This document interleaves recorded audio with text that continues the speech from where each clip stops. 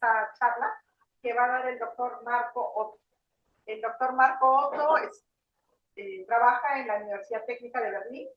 Él trabaja temas de climatología urbana, pero también climatología rural, bueno, de campo, y está haciendo una investigación bastante amplia sobre temas justamente de climatología que nos va a presentar el día de hoy. Es un tema interesante para todo nuestro país, porque como todos ustedes saben, pues el país está sufriendo los efectos del cambio climático y tenemos que ver qué hacemos para ello y qué opciones tenemos, ¿no? Entonces, en ese marco es que hemos invitado al doctor Marco Otto, que está aquí presente, en el marco de la invitación de la Maestría en Desarrollo Ambiental y también del Instituto de Ciencias de la Naturaleza y Tecnología en Energía. Y tenemos pues el gusto de contar con él, así que le daremos un buen aplauso para que gracias. presente sus investigaciones. Muchas gracias. Gracias. Primero quiero agradecer a Ana por la invitación de tener la oportunidad de hablar acá y tener esta charla y hablar sobre un tema que también está siguiéndome por muchos años ya.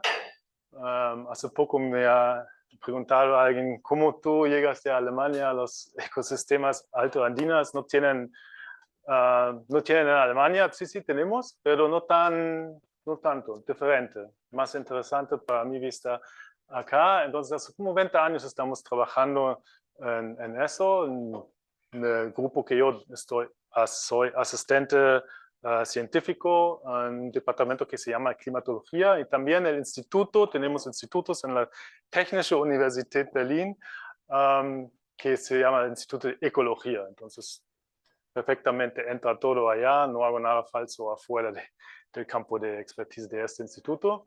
Y bueno, hoy les quiero llevar un poco a un viaje a diferentes lugares que se llaman ecosistemas, y el contenido de mi charla va a ser, primero quiero hablar un poco sobre ecosistemas altoandinos en general que hay y también servicios ecosistémicos, qué significa, cuál es el contexto con esos dos conceptos y porque hay bastante ecosistemas altoandinos. Me voy a más enfocar en humedales altoandinos como un ejemplo y todo esto es a base de una revisión de literatura científica. Yo no soy el único experto en este campo, hay mucho más y estos resultados, dibujos, fotos están de mayor parte de esta revisión. Y como una tercera parte va a ser un ejemplo, creo que donde quizás podemos discutir también una propuesta, cómo se puede intensificar en un país como Perú, con tanta diversidad y de la topografía y todo esto, cómo se puede intensificar la investigación en este tema. Y una propuesta es la ciencia comunitaria, la participación de personas no científicos o científicas en el proceso de ciencia o proceso científico. Y el ejemplo que tengo acá es eso, se llama Smepchilka, es una cuenca en el Azangate, donde trabajamos juntos con una ONG. Y bueno, a este camino vamos. Acá el último año me fui a esta zona y vamos a ver, ojalá pasando, que les pueda presentar algo nuevo, algo interesante que se puede llevar a casa y trabajar con eso y seguir sus caminos. Primero, la definición de qué es un ecosistema. La palabra en sí no es tan nuevo, es como casi 100 años. Un señor se llama Arthur Tensley, todos los botanistas entre ustedes quizás lo conocen. Es prácticamente el padre de esta palabra ecosistema, ya prácticamente introducido en una publicación en 1935 donde se estaba un poco como criticando cómo están hablando la gente, los botanistas científicos, cómo están usando palabras y conceptos no muy bien definidos, y un concepto era el concepto de ecosistema. Yo he traducido con ayuda del internet en español, y las palabras claves es que un ecosistema es un entorno especial que forma un sistema físico con los factores inorgánicos y orgánicos, y el organismo o los organismos están en un intercambio constante entre el organismo y el parte inorgánico. Y ¿por qué esto es tan importante, o por qué es diferente que pensaban la gente quizás antes que lo propone esta definición? Es que había alguna gente o una tendencia, hasta hoy lo veo tal vez, que un ecosistema es algo mágico, ¿no? Ahí hay unas partes que están ahí bien bonitos, se puede tomar fotos, clasificarles, y cómo funciona todo, y está dependiendo cada parte con el otro, interactuando, es algo mágico, algo que quizás no se puede ver o es muy difícil de entender. Y Arthur Tansley fue uno de los primeros que ha dicho que no se puede observar, aunque es complicado y complejo, o alta complejidad, es posible, y es la tarea de las ciencias naturales de investigarlo, y a base de eso ha formado su definición: los organismos que interactúan entre ellos mismos y los partes orgánicos y inorgánicos. Para ver unos ejemplos, por ejemplo,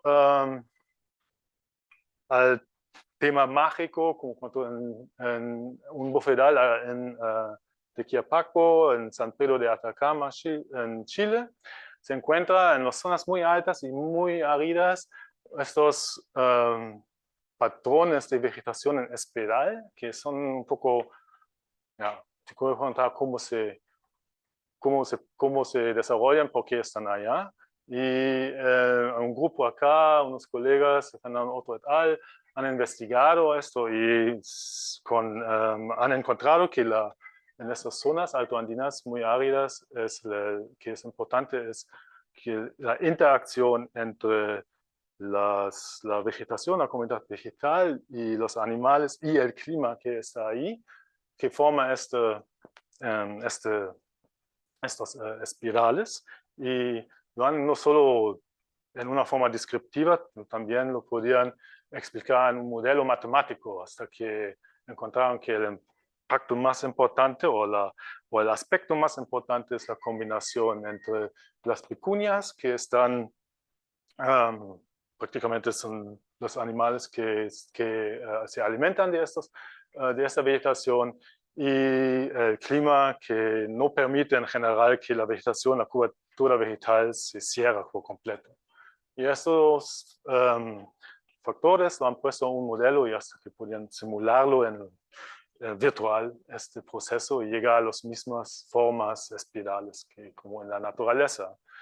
Estos es un ejemplo aquí en Perú, pero eso también se ve en otras partes. Hay estos más que nada en partes semiáridas, donde hay estas interacciones entre animales, plantas y clima, por ejemplo, fairy cycles en Australia o tiger bushes en Níger, que se comportan o forman estos patrones que son a veces un poco mágicos. También la relación entre el organismo y el parte inorgánico se puede ver en la relación entre las comunidades de plantas o vegetales y el desarrollo del suelo. Disculpa. Por ejemplo, en este caso, aquí si se va del lado tropical hasta el lado polar, del Ecuador hasta el norte o el sur, se puede ver cómo se cambia según el clima y del suelo, cómo interactúan esos dos o tres componentes y forman diferentes comunidades vegetales, como el bosque tropical que ustedes tienen prácticamente al otro lado de los Andes, El bosque temporal Duicifolia, el bosque boreal y la tundra, que es más al norte. Pero también esta relación se puede ver en forma vertical. Si, por ejemplo, en montañas altas se puede ver esta línea como abajo o el pie de la montaña. Tenemos como aquí en Perú el bosque tropical y arriba la tundra, que aquí se llama puna o páramo.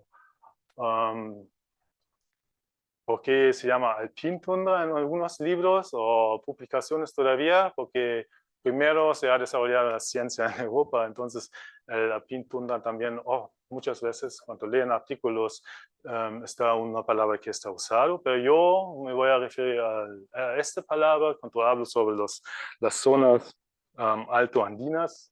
Es la mountain grasslands and shrublands, según Dienstein. Dienstein et al. 2017. Esta es una clasificación que está aplicada a nivel global, no solo a los Andes, también al Himalaya, a los Alpes o los Rocky Mountains. La traducción puede ser pastoreos y matorrales de la montaña. Aquí, estas regiones, esta es una mapa según de estos autores, de este grupo, han hecho una mapa por todo el mundo y yo solo he extraído las partes altos de los Andes, donde yo ya hoy voy a hablar sobre este tema de servicios ecosistémicos. Y esta es una zona que está prácticamente aproximadamente 6.000 kilómetros desde Venezuela hasta Chile, Argentina, y según de esta fuente, se parte en la páramo en el norte, la puna en el centro y la estepa del sur de los Andes o Southern Andean Steppe en el sur de este mapa, y esa es la región que yo quiero hablar de hoy, cuando yo me refiero de los alto Andes o los Andes altos o altoandinos. Algunos datos, la páramo, en esta clasificación la Jalca no está incluido, por eso yo lo he puesto un pequeño acá, es el parte del norte de Perú, es prácticamente la transición desde la puna hasta el páramo, pero en esta clasificación no existe, todo eso se llama páramo. Tiene más o menos 50.000 kilómetros cuadrados y es parte de toda esta zona más chiquita. Después la puna se puede dividir en general en la dry puna o puna seca y puna húmeda, que es la puna seca está hacia el lado del Pacífico y la puna húmeda está hacia el lado del Amazónico. Y en el sur la estepa del sur de los Andes. En total es una área más o menos de 700, 800.000 kilómetros cuadrados, es más o menos 2 veces el tamaño del país donde yo vivo, 2 veces el tamaño de Alemania. Es una zona entonces bien grande que cruza prácticamente todos los trópicos, subtrópicos. De esta región estamos hablando. Y aquí quiero enseñarles algunos ejemplos relacionados al clima de esta zona. Empezamos quizás en el sur. No hay estos diagramas. Walter Lied se llama este diagrama. Se puede ver bien fácil qué tipo de clima hay. Por ejemplo, este es árido y este es húmedo. Entonces, si yo veo como un parte árido y un parte húmedo, entonces se llama semiárido. Y ahí fácil puedo identificar qué tipo de clima tengo en esta zona. Es una forma bien establecida en la climatología para describir las condiciones climáticas en un punto. La condición es que hay que tener datos, por eso no tengo datos ahí en el sur, no hay estaciones dentro de estos. Esta es Unión Mundial de la Meteorología, la WMO, y unfortunadamente no hay estaciones acá que tienen mínimo de 30 años. Esa es más o menos como es la definición de climatología, es mínimo como 3 décadas de datos hay que tener observaciones para describirlo estadísticamente. Y empezamos con, creo que ese es Potosi. Ahí vemos que es una altura de casi 4 metros y tiene en el verano, tiene su época seca y en el invierno tiene su... Bueno, este es yo siempre me confundo porque este es el verano en Alemania, en el norte, este es el invierno acá y el verano está acá, diciembre, enero y febrero. Y ahí vemos que aquí la precipitación es sobre estos 10 grados, significa esta es la época húmedo y esta es la época seca.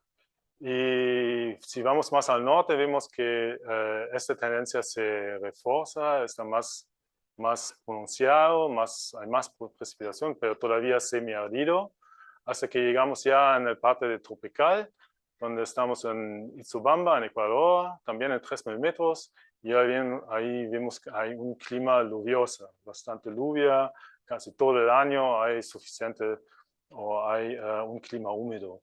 O si vamos todavía más al norte, hacia Colombia, Bogotá, ahí vemos hasta como una climatología binormal, donde tenemos casi 2 épocas de lluvia.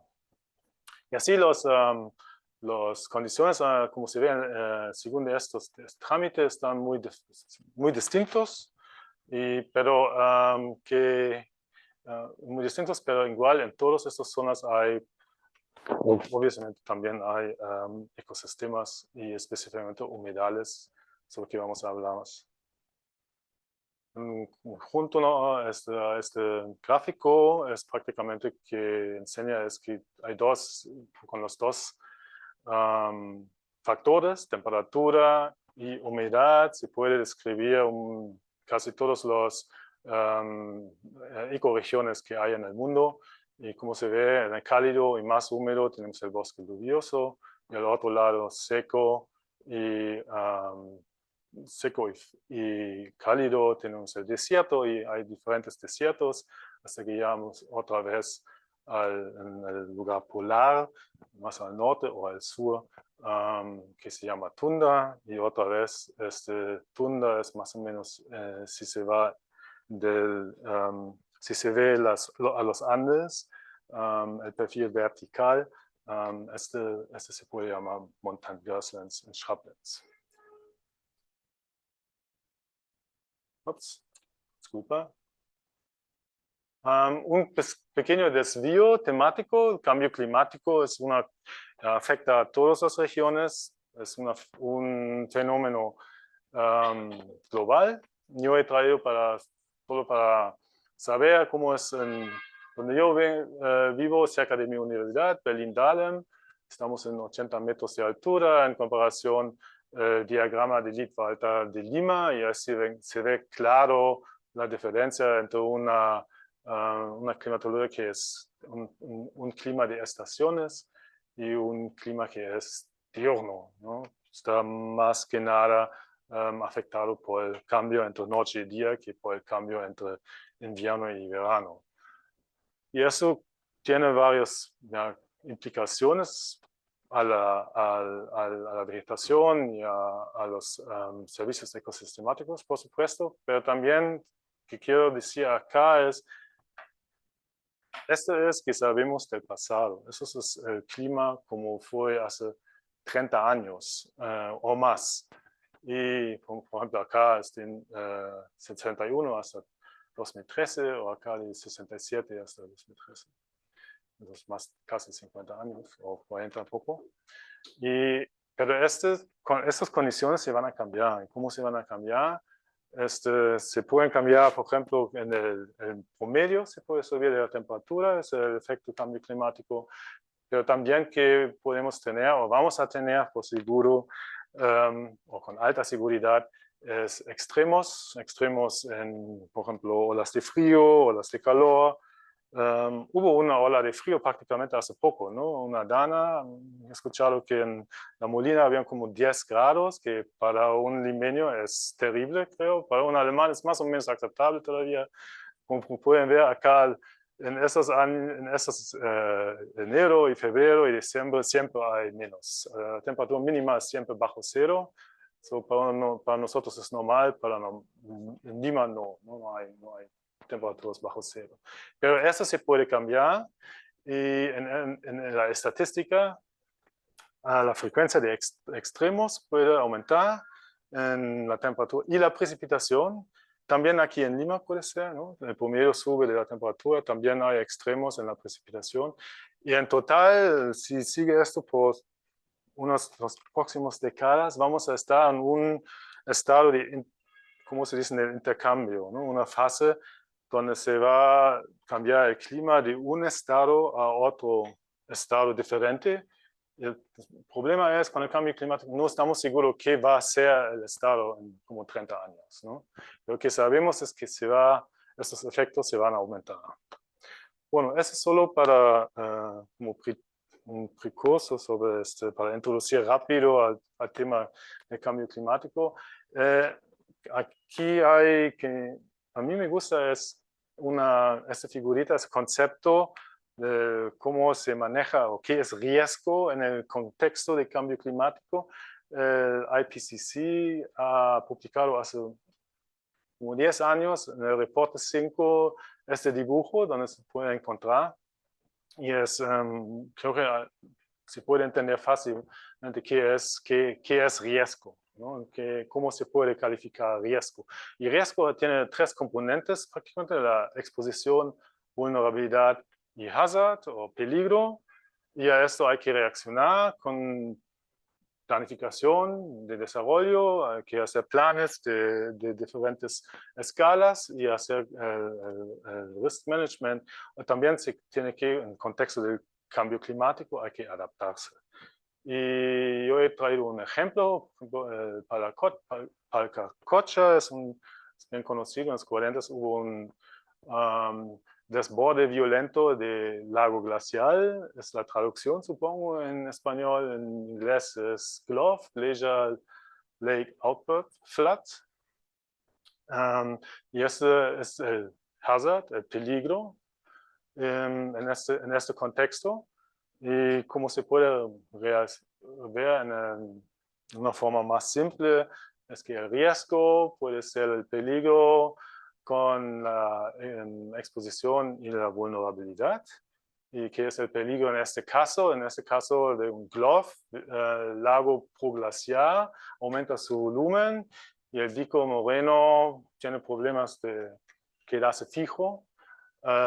Los triggers desencadenantes, sobreflujo o lluvia intensa, puede empezar este proceso o caída de hielo o roca, se cae como un gran pato, como un huaico, se cae la laguna y hay una ola que está prácticamente rompiendo el dique morénico.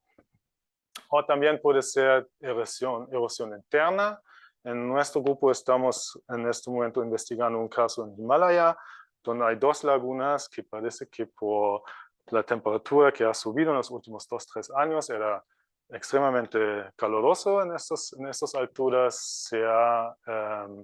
Se podía observar este fenómeno de piping, que significa que el dique morénico tenía permafrost dentro, que es permafrost es cuando hay temperaturas dentro del suelo que son constantemente bajo cero.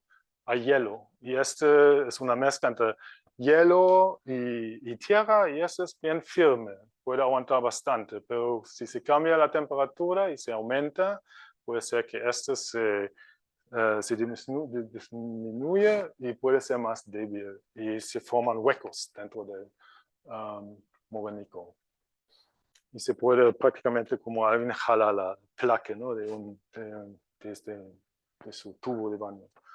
O también que usted es bien familiar con los sismos que también pueden destruir este dique. En el caso de Paracocha, ahí han invertido bastante recursos para formar un dique artificial y está más segura ahora, pero esto es en general, es el peligro que tiene, que se realiza en comparación o en relación a un glove. Y la exposición se refiere cuando hay personas y viviendas en el corredor de flujo, o puentes, carreteras, infraestructura de energía y agua que están expuestos cuando se rompe el dique, que pueden estar destruidos. Tierras agrícolas y servicios críticos, y crecimiento urbano y rural, cuando por ejemplo antes una ciudad estaba fuera de la zona de flujo y ahora está crecimiento por dentro y ahí se aumenta la exposición. Y la tercera parte de la vulnerabilidad es prácticamente el diseño, la calidad constructiva, obras y pasos hidráulicos, alerta temprana y redundancias, planes de evacuación y simulacros. Yo he recibido bastantes informaciones. ¿Cómo se llama? Hay un ministerio, ¿no?, aquí en Perú, que cada rato me manda por mi celular que tengo que evacuarme a no sé dónde. En las fiestas patrias, nadie tiene tiempo para eso, pero igual estos pueden bajar la vulnerabilidad de una comunidad si se entrena esto, claramente, ¿no? Si yo sé que hay una sirena y me voy, si este conocimiento baja mi vulnerabilidad de tener daño, ¿no? Pero también un tema relacionado al parte social es la desigualdad y el ingreso. En Alemania, por ejemplo, la gente puede asegurar su casa, ¿no?, contra desastres naturales. Y claro, si tienes más ingresos, tienes una seguridad que cubre más, ¿no? Si no tienes mucho ingreso, quizás no tienes, ¿no? Entonces pierdes tu casa, por ejemplo, por una inundación. Y si tienes suerte, el Estado te ayuda, como acá también, ¿no? Si no, estás ahí, tienes que empezar de nuevo. Y eso es prácticamente algo que es la vulnerabilidad, está conectado bien con la desigualdad de ingreso, también la exposición. Estos dos puntos son claves, porque muchas veces la gente habla más sobre el peligro y lo asuntan con el cambio climático, pero esto ya está allá. Ya la gente, independiente del cambio climático, tiene una alta exposición y vulnerabilidad, porque faltan recursos, porque no tienen ingreso para hacer todos estos planes, para hacer la gestión y la adaptación. Por ejemplo, descenso del nivel del lago, dejar el agua, quizás en la época seca, para que en la época de lluvia esta no esté tan llena. Reforzar la morena, zonificación, protección, relocalización de lifelines, que significa, por ejemplo, antes tengo una carretera, lo voy a construir más alto para si pasa una cosa como esto, que la carretera no está afectada. La vulnerabilidad es, como yo digo, educación, simulacros y seguros. Y todo esto depende mucho de los recursos que están disponibles en la comunidad que está con la alta vulnerabilidad exposición y tiene el peligro de un glove. Pero ese es el problema grande para todos, igual aquí, Perú, Alemania, Europa. Ahora estamos confrontando con un cambio de clima que no sabemos a dónde se va.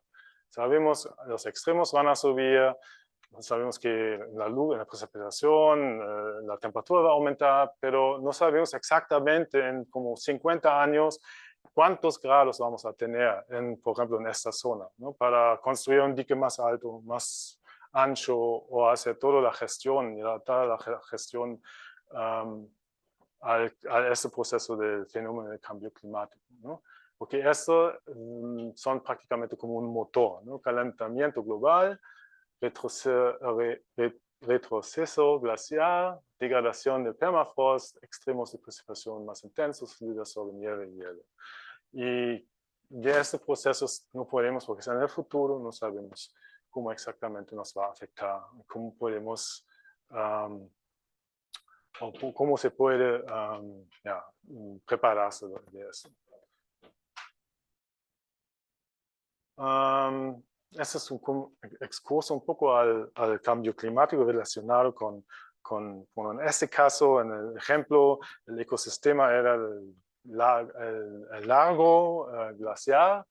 Y voy a enseñarles más ecosistemas, por supuesto, pero antes de eso quiero hablar un poco sobre esta definición de servicios ecosistémicos.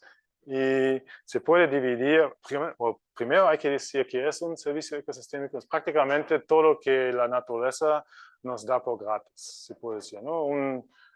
Un parque que está ahí con los árboles, que cae en sombra, nos está bajando la temperatura, o un bosque que siempre estaba ahí y no pagamos prácticamente nada por este servicio, está gratis. Y por ejemplo, esta laguna acá, normalmente si funciona todo bien, y el dique aguanta, por ejemplo, nos da gratis, antes que han construido el dique, antes que todavía estaba natural, en estado natural, los ayuda en el control de inundaciones, controlar las inundaciones. Pero hay diferentes tipos de servicios ecosistémicos que se puede dividir en servicios de aprovisionamiento, servicios de apoyo cultural y de regulación. Y todos estos servicios pueden brindar un ecosistema prácticamente gratis. Bueno, ¿a qué ecosistema estamos refiriendo acá? Yo he dicho ya antes que voy a enfocarme en los humedales altoandinos y ahí hay diferentes clasificaciones afuera en el mundo, pero yo me voy a quedar con este de Ramsar. Ramsar es una de las Naciones Unidas, una convención on wetland of international importance. Hay también bastante humedales en Perú, están dentro de la lista de estos humedales de importancia internacional y ellos tienen una clasificación que es simple para aplicar también aquí en los Andes. Y tienen como ejemplo aquí estuarín, son como los zonas en costales que tienen mangrove, no sé cómo se dice en español. Manglares. Estos manglares es un ecosistema estuarín o marín, como estos dentro del mar. No soy especialista en ecosistemas marinos, obvios, pero yo me voy a referir a estos tres, los lacustín, palustrín y riverine, que son lagunas prácticamente humedales con alto porcentaje de vegetación inundada y ríos en la mayor parte. Como yo les he dicho, los conocimientos, la información que tengo acá está a base de una revisión sistemática de la literatura revisada por pares. Esta es la traducción que yo he encontrado por peer review. Solo es literatura en inglés y en revistas científicas. Y hemos empezado un proceso que se llama sistemático, donde se busca unas palabras al inicio, Andes y wetlands, fue en inglés en unos de estos. No sé si la Católica tiene acceso a estos bancos de datos, Scopus Web of Science hemos usado, y ahí salen entonces un montón de artículos científicos y se fue aún de varios niveles, hemos prácticamente trabajado y filtrándolos que no entran a nuestro criterio, y hasta que también hemos encontrado también información sobre claro, sobre los sistemas ecosistémicos en sí, pero también los lugares. Y todos estos puntos negros acá son lugares donde había mínimo una estudio sobre un humedal alto andino en relación, que se puede relacionar con sistemas servicios ecosistémicos. Ese es un proceso que es un poco largo ya, es prácticamente un side project, es como se dice en inglés, con unos colegas míos, estamos cada uno, ay, mira, tengo una otra publicación, ya lo ponemos a nuestro dato de banco y ahí estamos haciendo esto ya mucho tiempo, pero ya estaba un nivel donde se puede, ya, les voy a enseñar prácticamente resultados preliminares de esta revisión. Y ahora tenemos más de 2000 puntos negros, sitios donde hay más de 700 estudios. Entonces, alguna estadística sobre los artículos que hemos juntado, como ahí arriba es el número de los artículos por tiempo, es más o menos el mismo trend que tenemos general en el tema Ecosystem Services y claro, mucho menos porque este es solo relacionado a esta zona, ¿no? Pero sí, en los últimos años se ha subido bastante y cada año hay más estudios relacionados a este tema y si se ve la distribución especial con la densidad de estudios, podemos ver que la puna húmeda y el norte de Perú y el páramo son las zonas donde hay más estudios y las partes más al sur hay menos. No significa que menos porque la gente ahí no hay nada interesante. También el problema acá es probablemente hay menos humedales porque esta es la Atacama, es más seco, hay menos humedales en general, pero no se puede normalizar porque todavía no hay un catálogo o una clasificación a esta escala de los humedales altoandinos. Eso todavía falta. Quizás hay un tema que sea interesante quizás para investigar, tener un catálogo quizás juntado de todos los catálogos. Yo sé, Perú, por ejemplo, tiene uno de bufedales recién, hace pocos años. Quizás otros países lo tienen también y quizás se puede juntar y tener uno más regional, pero este todavía no existe. Algunos artículos, ejemplos random no tienen ninguna razón porque están ahí solo para enseñarles la diversidad de los temas que estamos viendo. Porque no son artículos que dicen ecosistema o servicio ecosistémico en su título, son nosotros estamos leyendo los artículos y interpretándolo. Por ejemplo, este artículo aquí, Climate Variation and the Rise and Fall of Andean Civilization, está relacionado con el servicio ecosistemático adaptación y mitigación de climate change. De ahí ya hemos preparado una plataforma, porque como hemos visto, cada año vienen unos 20, 25 y la idea es de una vez publicarlo y tenerlo disponible, empezando aquí en los Andes, quizás un día mundial, y juntar la información allá sobre los artículos mismos, pero también sobre los lugares y tenerlo en una plataforma. Esta plataforma existe, pero todavía es prototype. Si entran a esta dirección, van a ver que unfortunadamente el certificado se ha vencido. Se va a decir si lo aceptan, pueden aceptarlo, es nuestro servidor, no hay nada grave o malo ahí, y ahí entran y debe funcionar. Lo he probado, está funcionando hasta hoy, pero ahora estamos en el proceso de reorganizarlo y y quizás de aquí unos 2 o 3 meses tenemos un nuevo repositorio. ¿Qué sale de esta cantidad o descriptiva?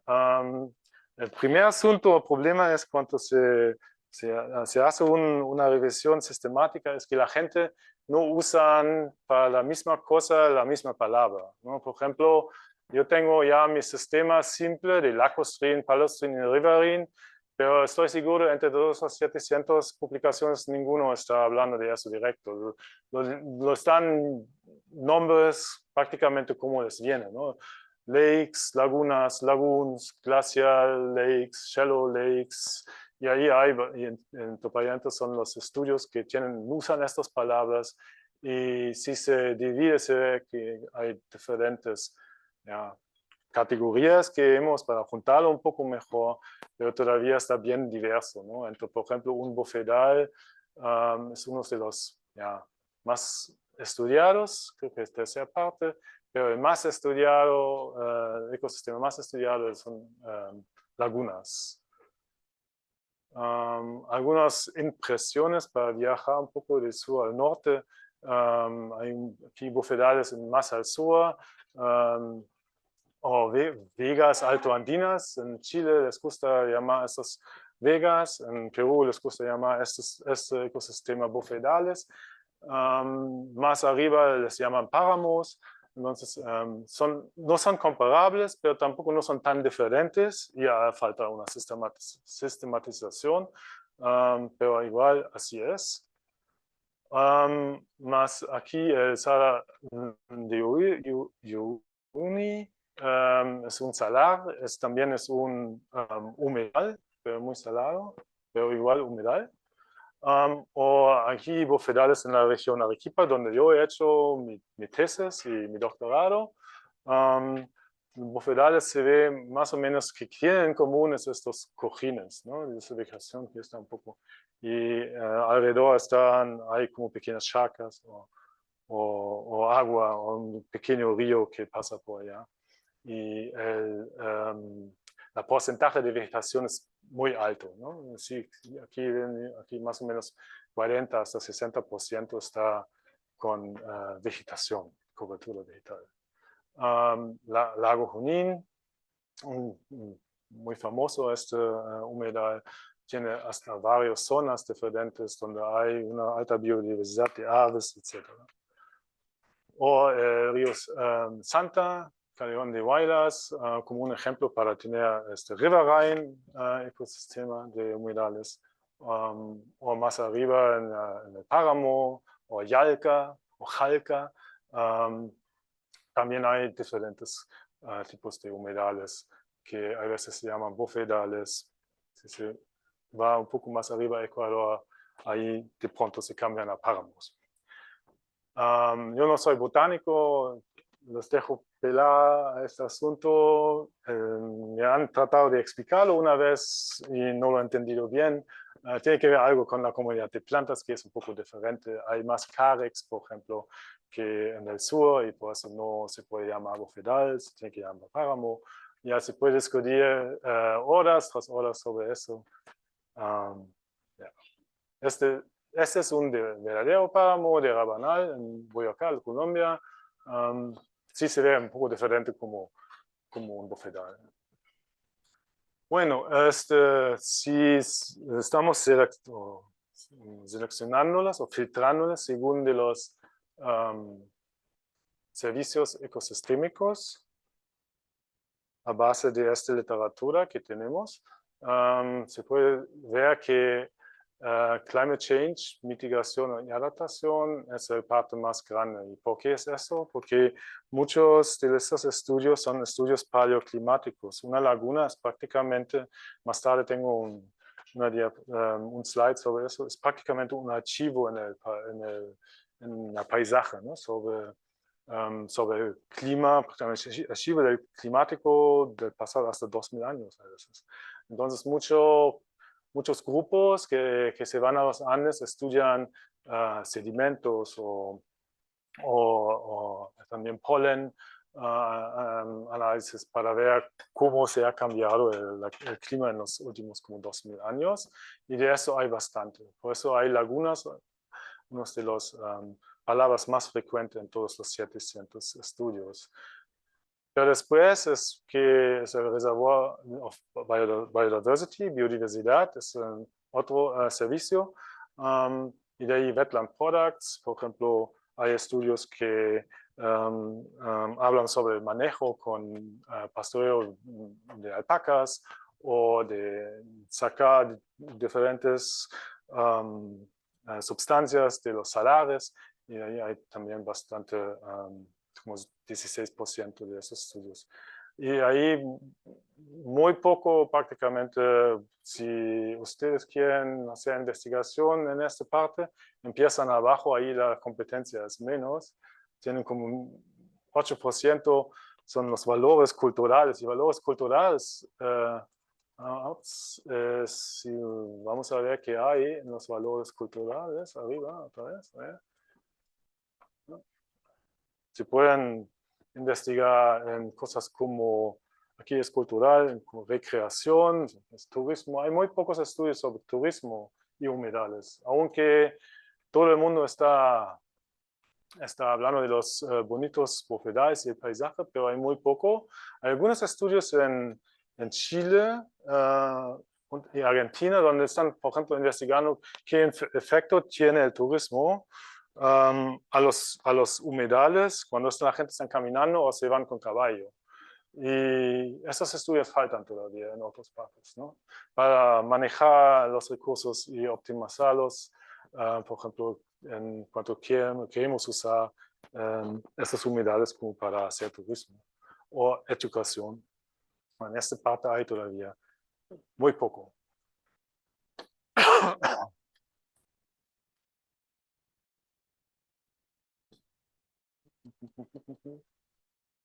Falsche Richtung.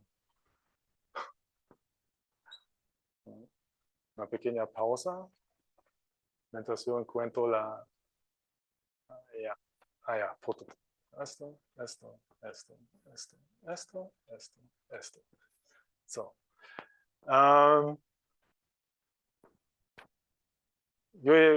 Aquí hay un ejemplo, humedales altoandinos como archivos climáticos.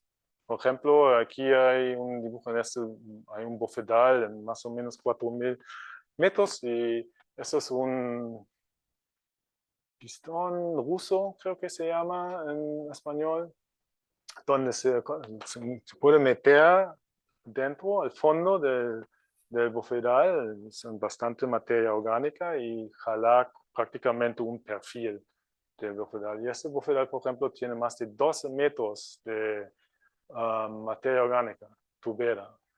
Y de esto puedo sacar, por ejemplo, si lo saco así, tengo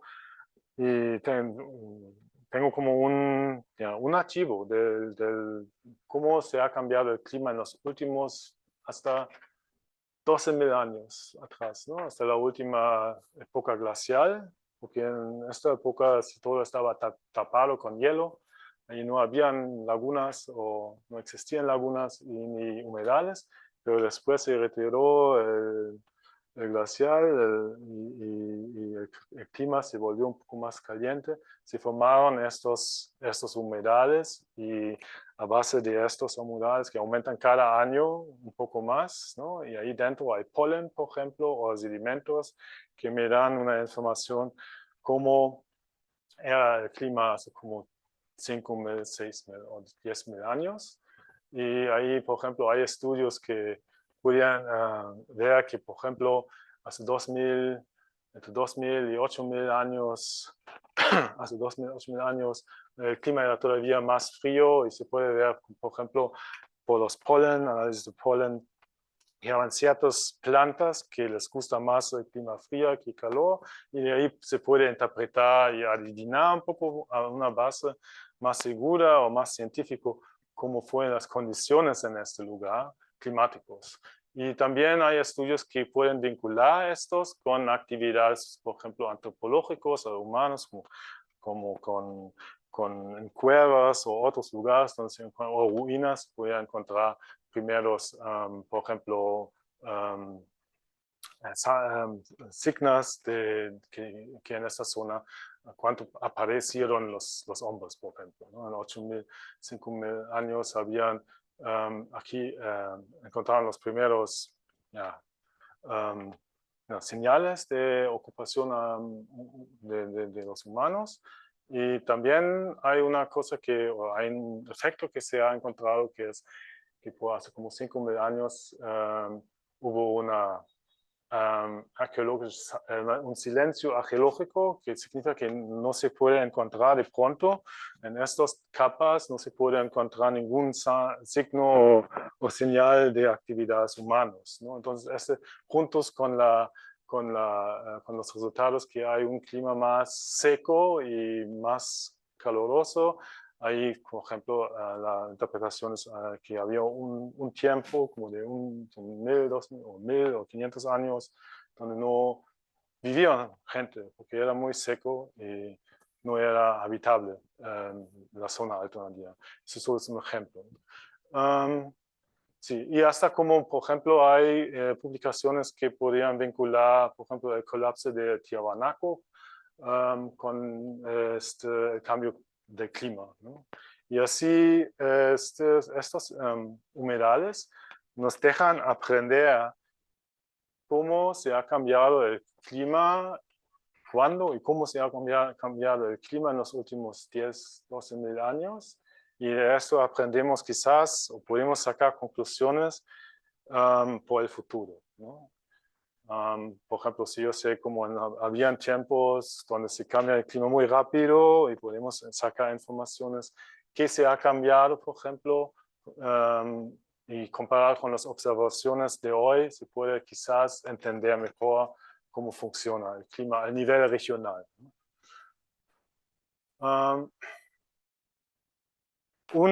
Ese es un parte del servicio cambio climático, mitigación, adaptación. Otro es también importante de humedales, es el secuestro de carbono, por ejemplo, 12 metros de materia orgánica tienen un montón de carbono, por supuesto, y aquí solo quiero muy rápido explicar cómo es. La vegetación dentro es solo un parte dentro del ciclo del carbono, que es un ciclo que es global, ¿no? Entonces, las plantas reciben carbono por la fotosíntesis, ahí se queda, lo jalan prácticamente, filtran mediante este proceso el carbono, la planta o parte de la planta descompone y se queda en la tierra tapado con agua y ahí no hay procesos de decomposición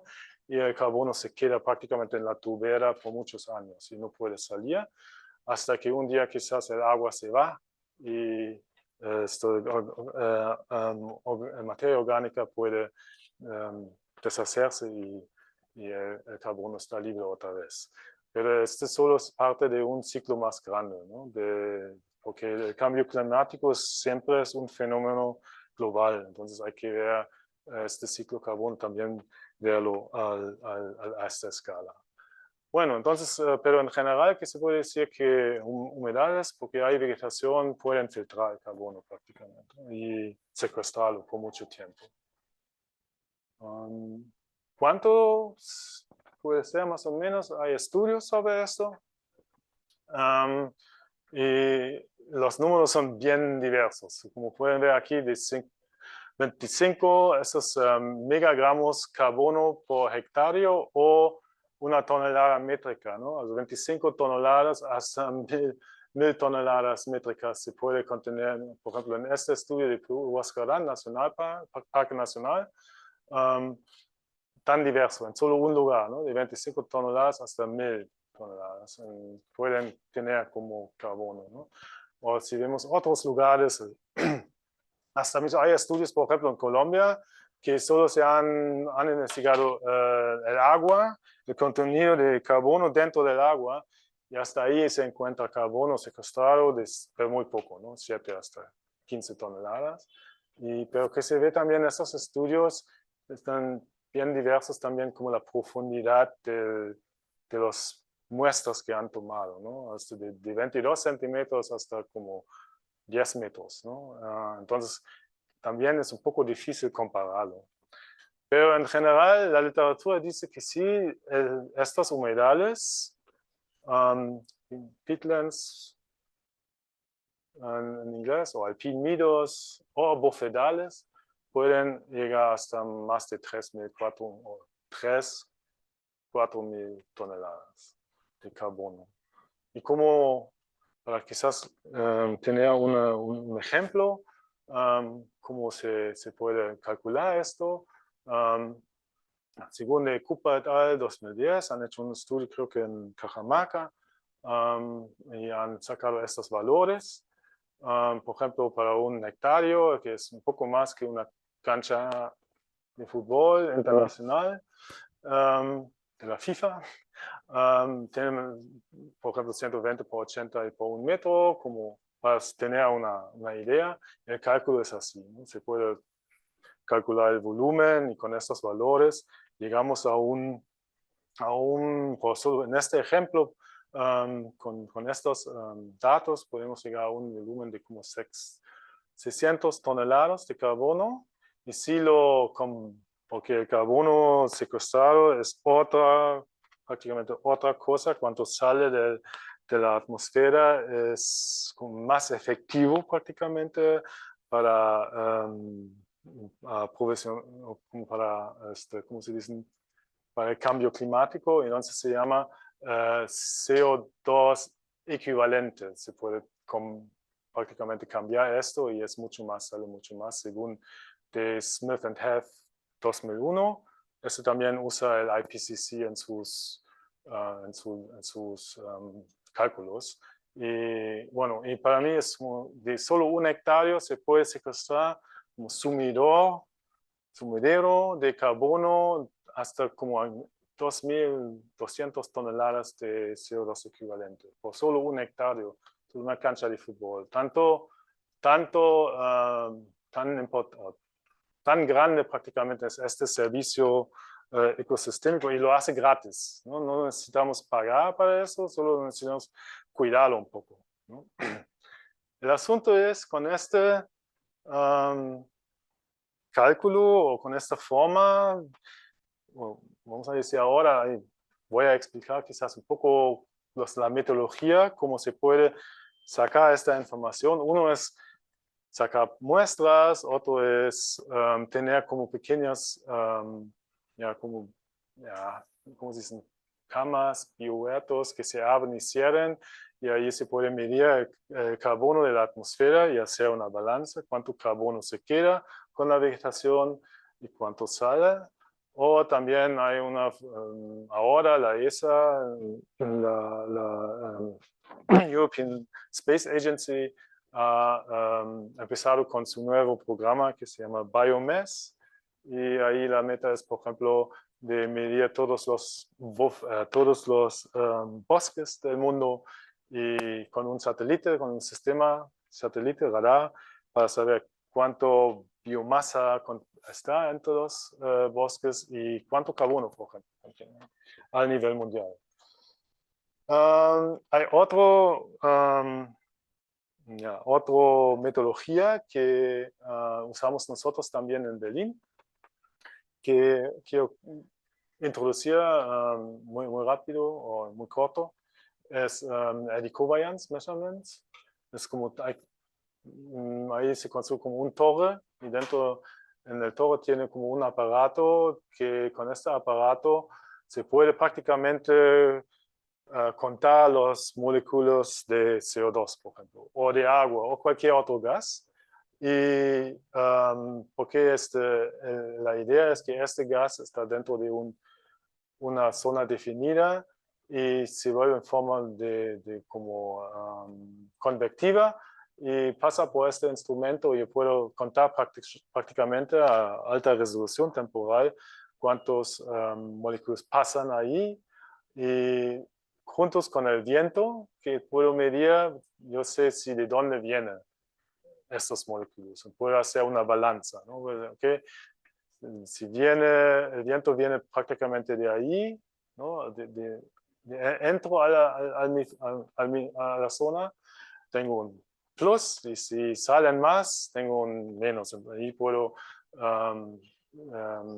medir el contenido de CO2 o la evapotranspiración también. Y este sistema, nosotros pensamos, tiene muchas ventajas. en comparación con otros, con la Helicobacter, metodología de Helicobacter se puede medir directa y continua del intercambio neto de CO2, neto exchange rate, se llama en inglés, y a escalas de días hasta años de un ecosistema. Yo puedo, por ejemplo, poner un torre encima de un bofedal. Yo puedo medir cuánto CO2 cuánto carbono entra y cuánto sale. Y también cómo está vinculado con la climatología o con la metodología y la evapotranspiración. La cobertura especial es amplia, depende mucho, más alto el torre, más superficie, más alto el footprint, más largo el footprint, yo puedo medir y variar prácticamente. Es no destructivo, no necesita hacer huecos o otras cosas o excluir el uso porque tengo mediciones caros y en ese sitio quiero protegerlo. Solo necesito el torre tiene su altura y ahí arriba están las mediciones y no necesito nada más. Captura todos los flujos, fotosíntesis y respiración en un solo balance. Como yo he tratado de explicarlo en este dibujo. Útil para validar modelos de teledirección gracias a su alta resolución temporal.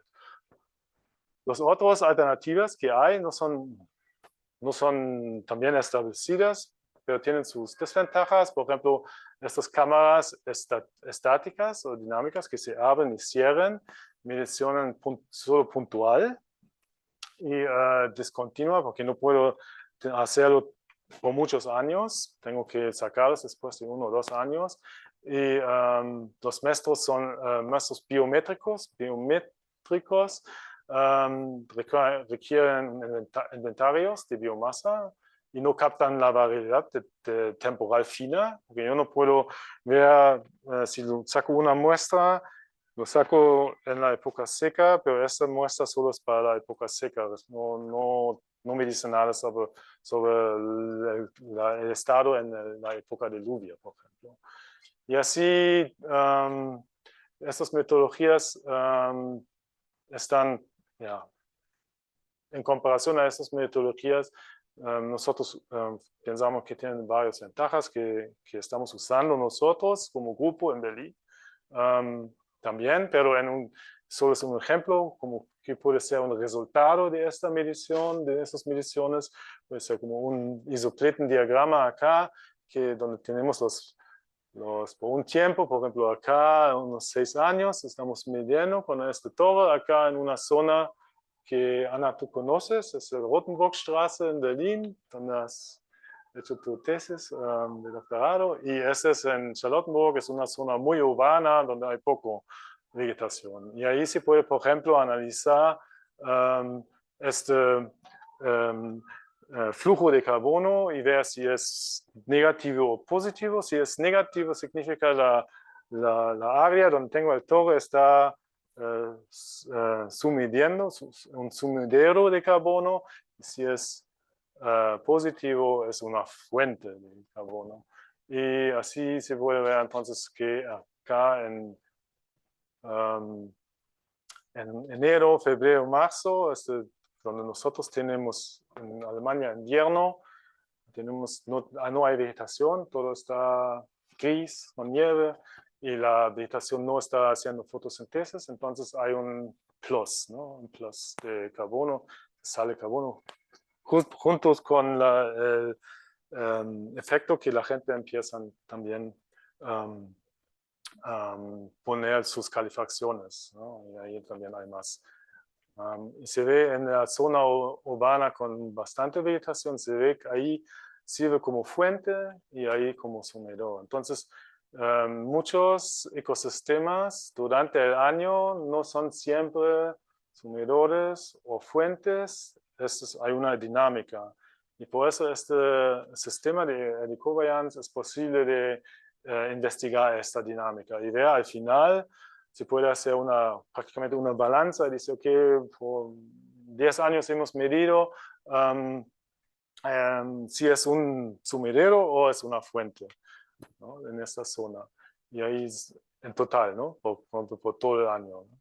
O en comparación, por ejemplo, con este sitio que está dentro de una ciudad con poca vegetación, ahí vemos que no hay un sumidero, ¿no? Todo es prácticamente fuente por todo el año, ¿no? Estamos ahí con carros, con calefacción, con todo el año y no hay vegetación, el efecto es muy, casi no hay, ¿no? Entonces ahí se puede ver cómo vegetación, por ejemplo, en este lugar puede secuestrar el carbono. Y eso seguro se puede hacer también, o estamos planificando hacerlo, ojalá pronto también aquí en Perú. Conclusiones en general sobre este servicio ecosistémico como ejemplo de todos los servicios Climate Change Mitigation Adaptation, las humedales, turberas, bofedales, vegas en climas secos o grandes, cuencas reciben más sedimentos generando estratos de turbera y minerales que alteran la vegetación y acumulación de C. Esto es prácticamente, si se imaginan que tienen un bofedal y hay una poca de lluvia, hay un evento extremo y hay un huaico que tapa parte, o hay una quebrada que trae un montón de sedimento y lo pone encima de una área grande de un bofedal. Ahí tienen, ya no es como un break en el bofedal, en el perfil vertical, y eso impacta bastante el desarrollo y también la forma como capta el bofedal, por ejemplo, CO2 o carbono.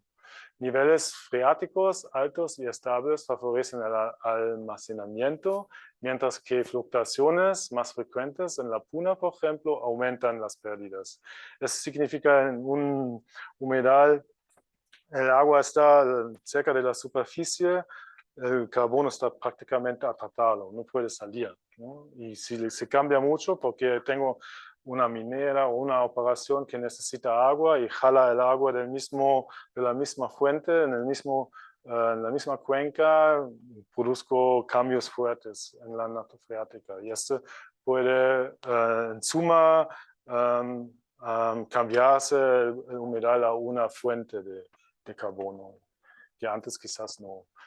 Temperaturas altas potencian la ganancia de carbono con agua abundante, pero incrementan pérdidas con sequedad.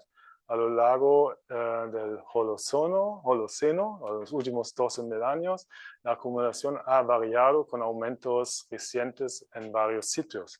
Significa que hemos encontrado en varios estudios que el crecimiento de turbera está cambiando, no es constante, y en las últimas décadas en algunas zonas se ha aumentado, porque muchas veces estas humedales, por ejemplo los bofedales, reciben más agua por los glaciales, porque los glaciales están disminuyendo, están botando más agua que antes, y esto es un efecto por el momento positivo, pero a largo plazo, cuando el glaciar ya no está, se va a revolver, ¿no? Y entonces va a reducir otra vez este efecto. Pero por este momento podemos ver este efecto en Huáscaras, por ejemplo, en la Cordillera Blanca.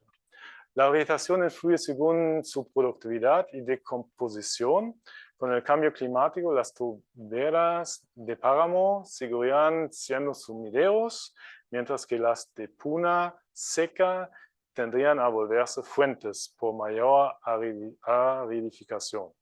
Significa que en la puna se cambia, por ejemplo, la precipitación promedio está disminuyendo y ahí tenemos condiciones más secas y esto favorece el proceso de secuestración de carbono y los bofedales o humedales en la puna seca están probablemente más cerca o ser una fuente que un sumidero. Bueno, en el último tercera parte, hasta ahora todos están despiertos, tenemos como unos 20 minutos más. Quiero hablar sobre un proyecto que estamos haciendo juntos con una ONG en Cusco, ASEMA, con Jan Baika und Diana Flores, disculpa Diana.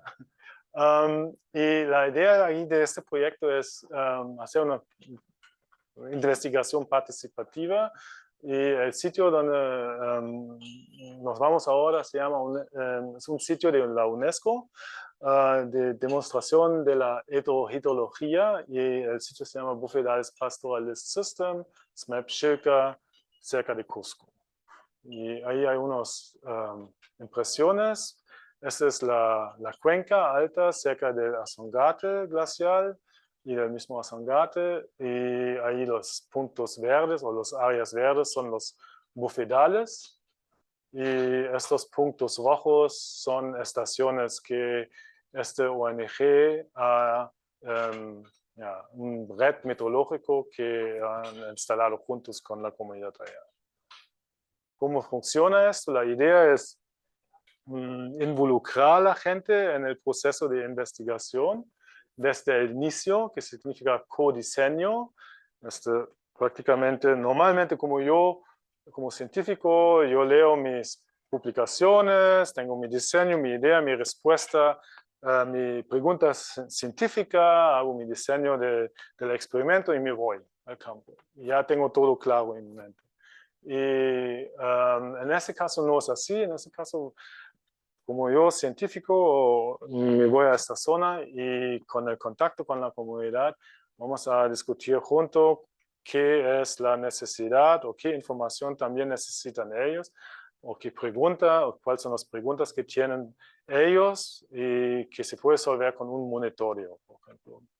Y entonces, con el codiseño, también la co-construcción, en este caso la instrumentalización, por ejemplo, de las estaciones, también la coproducción, que en este caso son señoras, es un grupo de mujeres que están, las medidoras que están involucrados en esto, están midiendo la napa freática, por ejemplo, en este dibujo se ve que estos tubos, ahí se puede medir el nivel de agua en el suelo y las señoras se van cada día allá con su palo, con su medición para medir, tienen su libro, apuntan y lo hacen muy bien. Yo he visto este libro, está lleno de datos y después nosotros ayudamos, o por ejemplo ACEMA más que nada, para digitalizarles y nosotros como Universidad, Technische Universität Berlin, estamos involucrados en ayudar o soportar a este proyecto, en asegurar la calidad de estos datos. Pero los datos en sí son muy buenos, los datos crudos ya tienen una calidad muy buena. Y encima de esto, estos tubos, también hay sistemas automáticos que usan.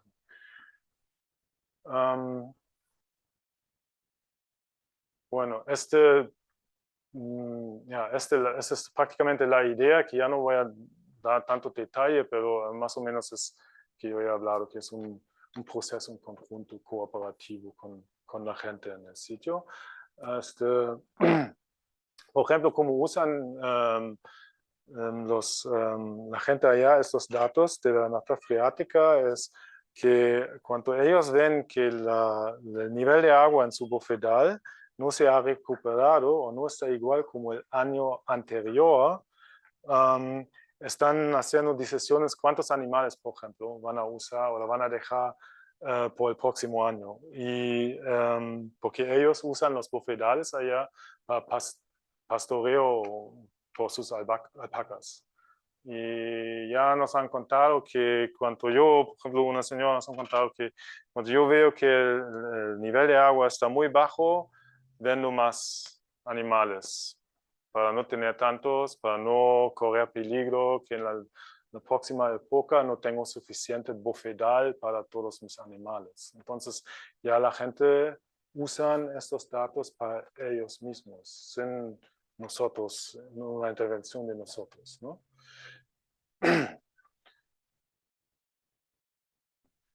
Ahí hay un ejemplo, esos son datos que ya de estas estaciones que han visto esos puntos rojos. Y una estudiante de nosotros, la Emily Hallman, ha hecho su tesis ahí, entonces Si hay estudiantes acá que están interesados en trabajar juntos con nosotros, están bienvenidos.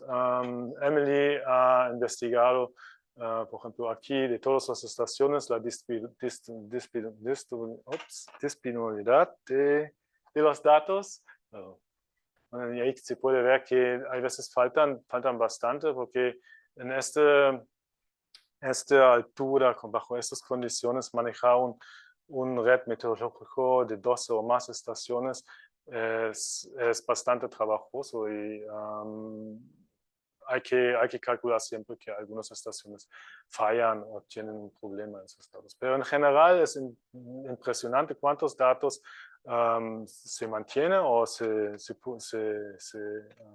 resultan de esta red, porque es una red profesional, ¿no? Nadie paga a la gente allá para mantener estas estaciones, la comunidad mismo está haciéndolo.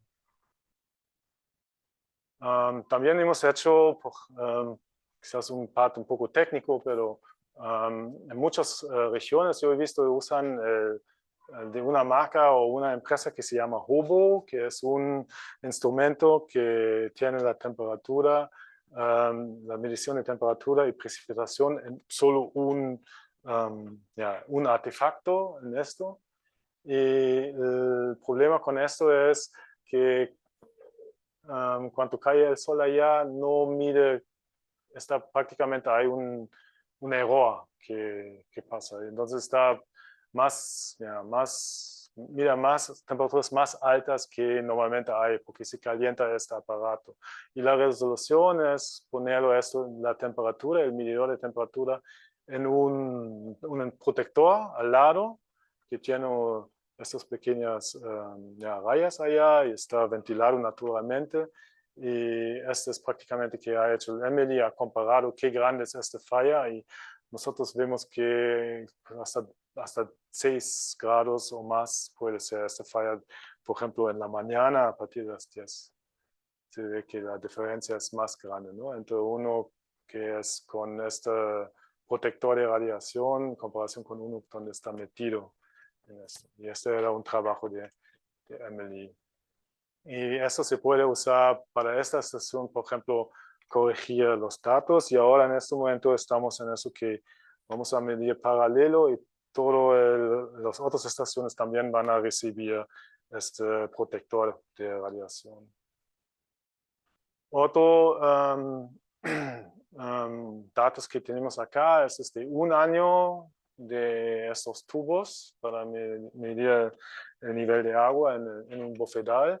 La ACEMA, ONG, juntos con los comuneros, ha instalado en varios bofedales como 9 filas a 3. Y estos dueños de los bofedales están midiéndolo.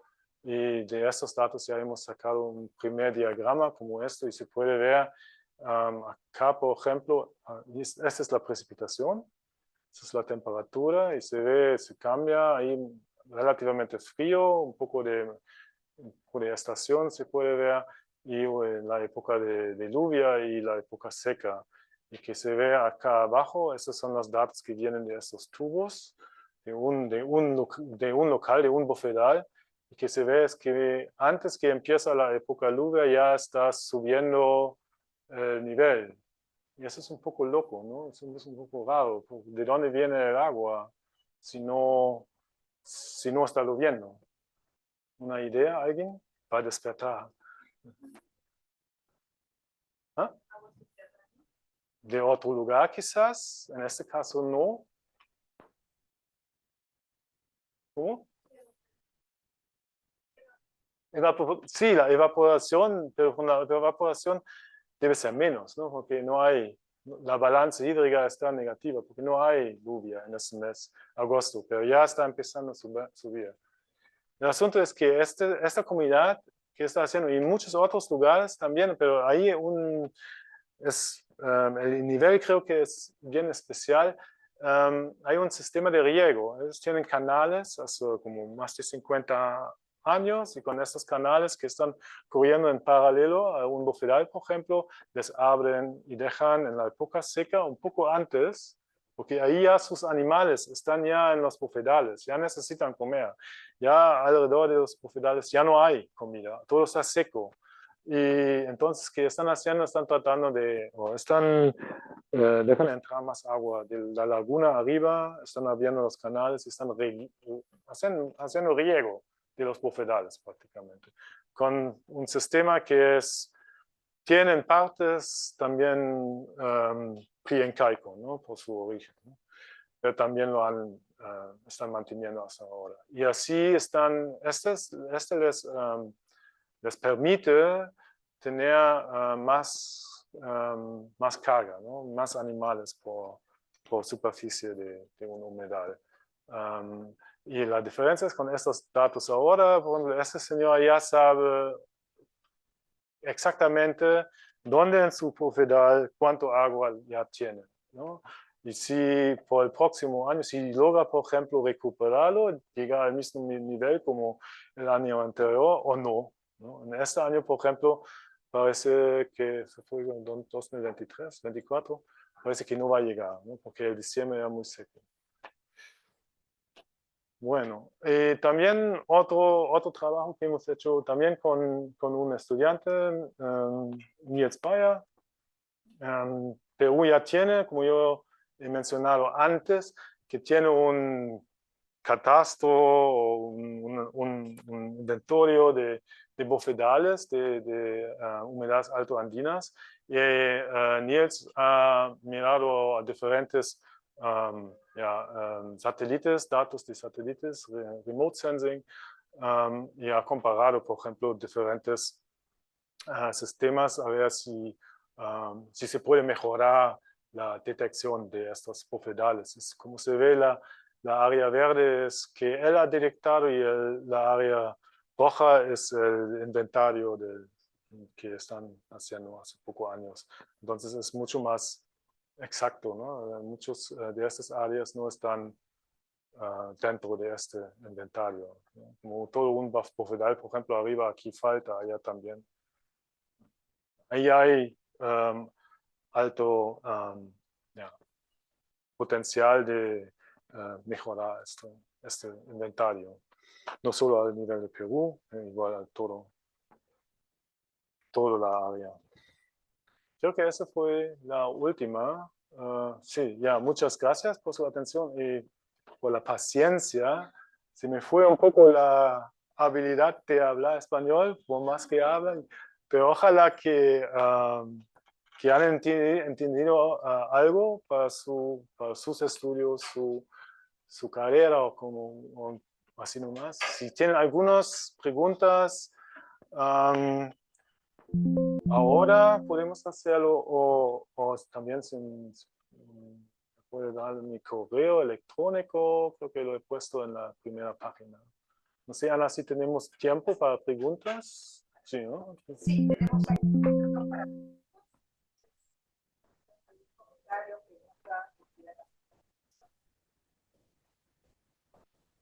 su nombre.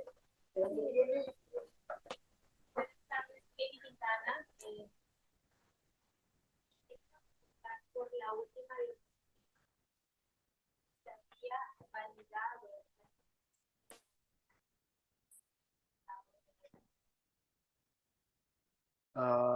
Para todos saben sobre qué estamos hablando, es este mapa. Sí, estos bofedales es la zona de Chilca, donde trabajamos. Entonces, hay ya la comunidad o la ONG con que trabajamos ya tiene una base de datos mucho más exacto, porque han medido y tenían ground truth, viene directo de ellos. Sí, este es mucho mejor. Si falta, tengo que ver en el trabajo, él ha hecho, hay como medidas estadísticas, pero está mucho mejor que al nivel nacional, ¿no? Sí. Pero no significa que a nivel nacional es mal o no quiere decir que es trabajo para gratis, solo es para hacerlo a nivel nacional es más difícil también, ¿no? Hay que hacerlo a una escala como esto, solo una cuenca. Ahí puedes manejar los valores mucho más fácil que si quieres hacerlo por todo Perú, por ejemplo, ¿no? Pero este trabajo creo que indica que estos datos, por ejemplo, son libres. Si como consultora de una cuenca puede usar estos datos y hacer o ver mismo hacer esta clasificación, ¿no? Esa es la base de un, ¿cómo se dice? De un valor fijo, de un índice vegetal. Sí. Que puede hacer con un GIS, por ejemplo, se puede hacer eso.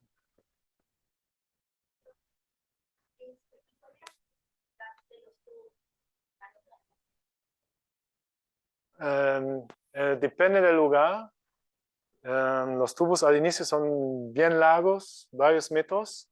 Y yo no estuve con Jan Baika y Dina, lo han hecho. Lo han tratado de meterlo hasta más que pueden y con martillo y de ahí lo cortan. Entonces depende mucho la profundidad del mismo lugar de las tuberas. Puede ser 1 metro, puede ser 12 metros, ¿no? 12 metros no tienen, creo que arriba en este bufedal todavía no hay. Así también hay un tubo, sí, ahí, bueno, ahí se metió el tubo hasta ya no, creo que el tubo original es 3 metros, pero lo que lo han hecho es la ONG ACEMA, sí. Si tienen interés en eso, puedo hacer el contacto con Tina y Jan. No sé si están online, puede ser que están viendo, no sé. No sé si tenemos alguna otra pregunta o comentario. Tengo una curiosidad con respecto a la pérdida de los servicios.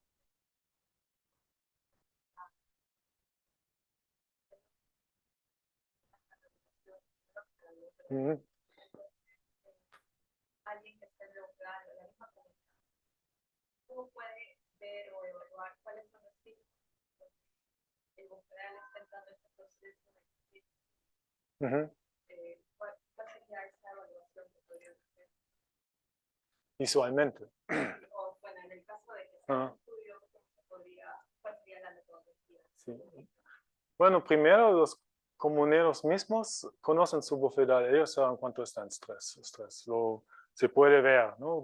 Y ellos tienen como se dice, experiencia de escondido un poco. No es científico, pero ellos tienen, por experiencia saben cuánto su bufedal está en estrés, pero igual con esos tubos se puede medir mucho más exacto, ¿no? Por ejemplo, uno de los compañeros nos ha dicho que siempre sabía que en agosto este bufedal tiene estrés, le falta agua, pero él nunca sabía que en la zona donde ya están los tubos también hay estrés. Eso no se podía ver. Entonces, medía el nivel de agua de la napa freática es una forma de evaluarlo. Y también otra forma es hacer una balanza hídrica, ¿no? Medir el agua que entra al bufedal y que sale al bufedal, ¿no? Juntos con la evapotranspiración, tengo una balanza hídrica, puedo ver cómo es el estado de él.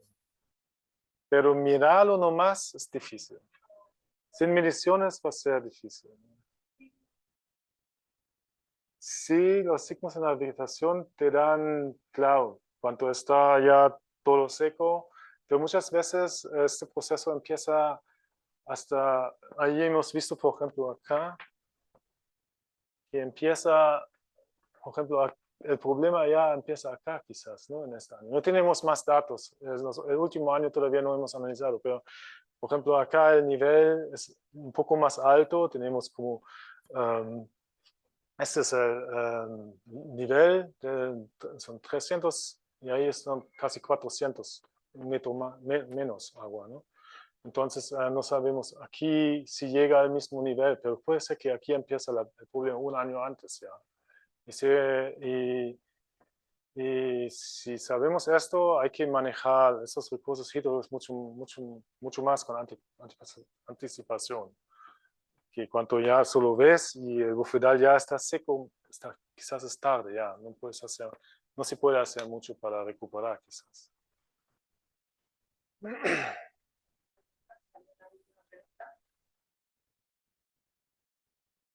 Pero también quizás esta pregunta de verlo, y ver señales. Quizás hay, porque también que quiero decir es que todavía faltan estudios que observan, donde hay observaciones en muchos lugares diferentes. Y esas observaciones también puede ser que un botanista está haciendo solo para ver cómo está la comunidad vegetal, se cambia quizás, que un tipo de planta se va de pronto, cuál es la razón, cómo está vinculado, como he dicho al inicio, como como un ecosistema se ve como el organismo mismo y está interconectado con los factores abióticos y bióticos, ¿no? Y hay que observarlo para entenderlo y muchas veces no sabemos todavía cómo exactamente funciona. Yo, por ejemplo, uno de los compañeros, uno de los comuneros, se acercó y dice que, oye, yo también quiero hacer investigación. ¿Cuál es tu tema? Entonces, tu pregunta. Y me ha enseñado, para ver nomás, me ha dicho, mira, este es el gras que crece y ahí es el otro gras que protege. Este que crece por dentro es que comen las lamas. Y esto se dispersa con viento en agosto, cuando hay mucho viento.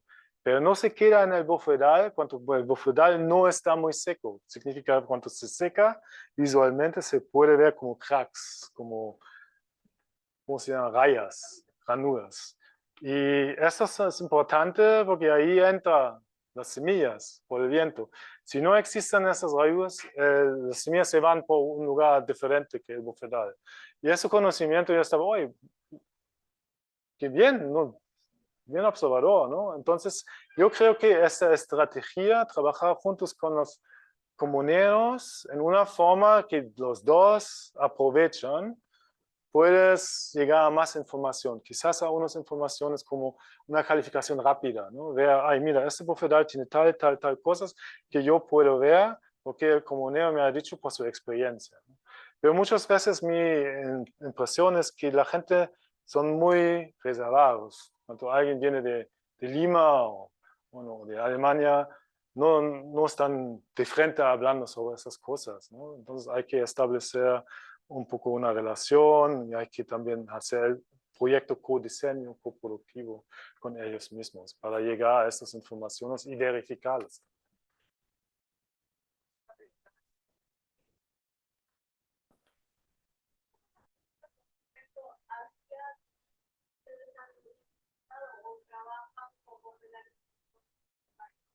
Todavía no, pero estamos planificando en esta zona. Hemos aplicado por fondos en Alemania y ojalá el fin de año nos aprueban este proyecto, pero todavía no sabemos. Pero si no nos aprueban, vamos a buscar otra forma. Pero eso sí, yo creo que como ustedes han visto, estoy muy convencido de esta metodología. Yo creo que es una buena idea hacerlo. Hasta ahora no hay ningún torre de Ericobayans encima de 4.000 metros, igual en qué lugar, Bofedal o Pajonal, no sé. Sí, sería bien. Si otros tienen la idea, la cosa el sistema es muy caro, ¿no? O sea, entre 30.000 y 50.000 dólares. Sí.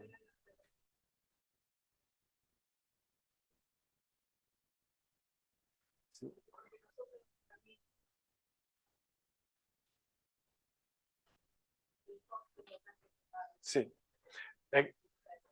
Experiencia tenemos, pero en otro contexto. Por eso les he enseñado estamos usando este sistema, pero en un contexto urbano. La experiencia, cómo funciona la tecnología, también cómo se prepara los datos y todo eso, ya tenemos. Es solo otro lugar, ¿no? Estamos aplicando por fondos para tener un torre y lo vamos a mover, ojalá. También. Sí.